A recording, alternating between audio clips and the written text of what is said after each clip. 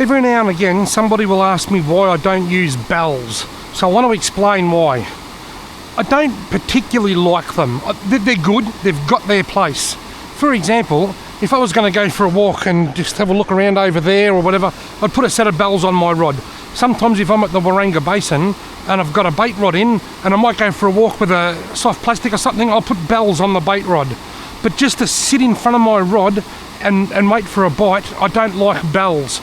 You need a reasonable bite or a fast bite to get them to ring. They don't ring for slow bites. If a turtle or a crayfish just gradually pull the rod down, the bells won't ring. For a lot of really small finicky nibbles, the bells won't ring. Both of those turtles that I caught before, neither of the bites from those turtles would have rang the bells if there were bells on these rods. And what would happen, the turtles would steal the bait and my lines would stay in the water with no bait on the hooks. So I like to pay full attention to my rods so that I can see every tiny weeny little nibble. That way I know to check my bait if I've had a nibble, or I can catch a turtle or a crayfish in the act if it's down there stealing my bait. As I said, there is certainly a place for bells. Here in Victoria, we're allowed to walk 50 metres away from our rod as long as we maintain line of sight.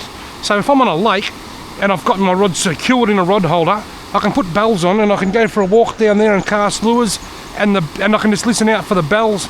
But when I'm just sitting here paying attention to my rods, I much prefer not to have bells on. They bend the rod. The rod's under load before it even gets a bite, because unless you have them down the rod a little bit, I suppose it's not so bad. Then you strike and bells go flying and they ring, and then you're trying to reel the fish in. When I'm reeling a fish in, the last thing I want to be doing is reaching up and trying to take bells off my rod. So I just prefer to fish without bells, but I do use them at times where I need to. If I was having a barbecue up there on the high bank or something now and I was going to go up and cook tea, I'd put bells on my rod so that I could hear them from up there.